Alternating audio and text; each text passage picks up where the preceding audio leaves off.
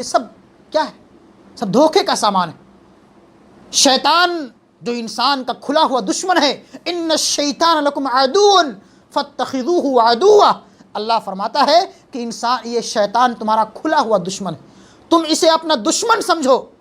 یہ شیطان انسان کے لیے دنیاوی رنگینیوں کو اس طرح بنا کر کے سنوار کر کے پیش کرتا ہے تاکہ انسان ان دنیاوی چکر میں، دنیاوی جھمیلوں میں پھنس کر کے اللہ کے ذکر سے غافل ہو جائے۔ تو اللہ فرماتا ہے کہ ہم نے انسانوں کو اور جناتوں کو اس دنیا کے اندر ایک خاص مقصد کے لیے پیدا کیا ہے۔ وہ مقصد کیا ہے؟ الا لیعبدون، کہ انسان اور جنات صرف میری عبادت کریں۔ اور آگے اللہ فرماتا ہے کہ ما ارید منہم من رزق وما ارید ان یطعمون، اور ہم بندوں کو پیدا کر کے ہم ان سے روزی نہیں طلب کرتے ہیں کہ تم مجھ کو کھلاؤ، وما ارید ان یطعمون، اور نہ میری یہ خواہش ہے کہ بندے مجھ کو کچھ کھلائیں۔ اللہ فرماتا ہے ان اللہ هو الرزاق ذو القوۃ المتین، اللہ بندوں کو روزیاں دینے والا ہے، وہ طاقت والا اور قوت والا زبردست ہے۔ وہ بندوں کو پیدا کیا ہے تو بندوں کو روزیاں دینے والا بھی وہی ہے۔ شرط یہ ہے کہ بندے اللہ پر توکل اور بھروسہ کریں، اس دنیا کے اندر رہتے ہوئے محنت و مشقت کریں، مزدوری کریں، تجارت کریں، کاروبار کریں۔ ایسا نہیں کہ انسان گھر میں بیٹھا ہوا ہے اور سوچے گا کہ اللہ نے روزی کو ہمارے لیے لکھ دیا ہے، ہم گھر میں بیٹھے رہیں گے، ہمارے پاس روزی آئے گی چل کر کے۔ ایسا ہرگز نہیں ہو سکتا ہے۔ آپ کو محنت کرنا پڑے گا، گھر سے باہر نکل کر کے آپ کو مشقت کرنی پڑے گی، آپ کو تجارت کرنی پڑے گی۔ اللہ کے رسول فرماتے ہیں کہ اگر تم اللہ پر اس دنیا کے اندر رہتے ہوئے محنت و مشقت کرنے کے بعد اللہ پر اسی طرح توکل اور بھروسہ کرو جس طرح سے پرندے اللہ پر بھروسہ کرتے ہیں۔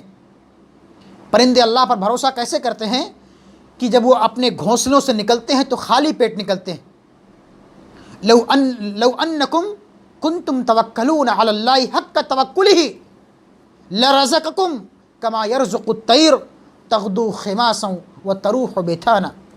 پرندے اپنے گھونسلوں سے جب نکلتے ہیں تو خالی پیٹ نکلتے ہیں، اور جب شام کو واپس آتے ہیں تو ان کے پیٹ بھرے ہوئے ہوتے ہیں۔ وہ اللہ پر بھروسہ کر کے اپنے گھونسلوں سے، اپنے گھروں سے باہر نکلتے ہیں۔ تو ہمیں بھی اللہ پر بھروسہ کرتے ہوئے اپنے گھروں کو چھوڑ کر کے اس دنیا کے اندر پھیل کر کے روزی روٹی کمانی چاہیے۔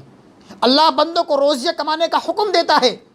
اللہ فرماتا ہے کہ یا ایھا الذین آمنوا اذا نودی للصلاۃ من یوم الجمعہ فسعوا الی ذکر اللہ وذروا البیع ذلکم خیر لکم ان کنتم تعلمون فاذا قضیت الصلاۃ فانتشروا فی الارض وابتغوا من فضل اللہ۔ جب نماز ہو جائے، جمعہ ختم ہو جائے، تم اللہ کی وسیع و عریض سرزمین میں پھیل جاؤ اور اللہ کی روزیوں کو تلاش کرو۔ اللہ نے گرچہ ہمارے لیے روزیوں کو لکھ دیا ہے لیکن ہمیں محنت و مشقت کرنی پڑے گی۔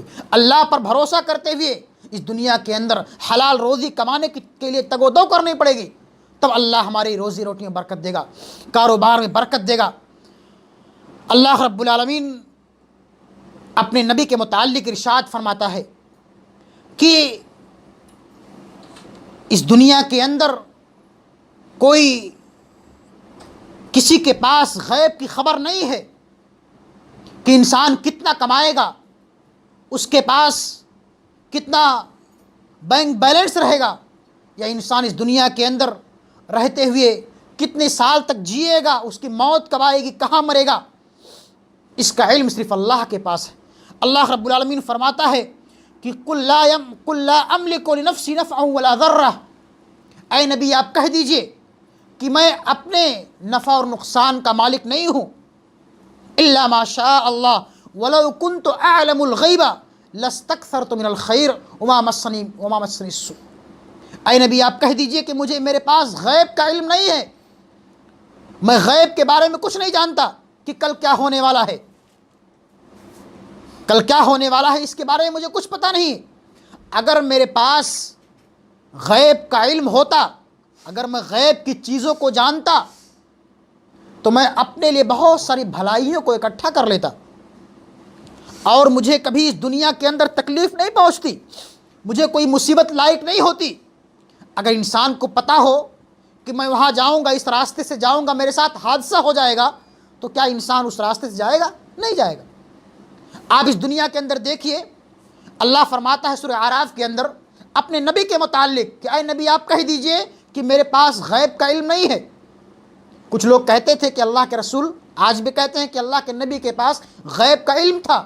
اللہ خود فرماتا ہے کہ اے نبی آپ کہہ دیجئے کہ میرے پاس غیب کا علم نہیں ہے۔ اگر میرے پاس غیب کا علم ہوتا تو میں بہت ساری بھلائیوں کو اکٹھا کر لیتا، اپنے لیے روزی روٹی اکٹھا کر لیتا، اور اس دنیا کے اندر مجھ کو کوئی تکلیف نہیں پہنچتی، کوئی مصیبت لاحق نہیں ہوتی۔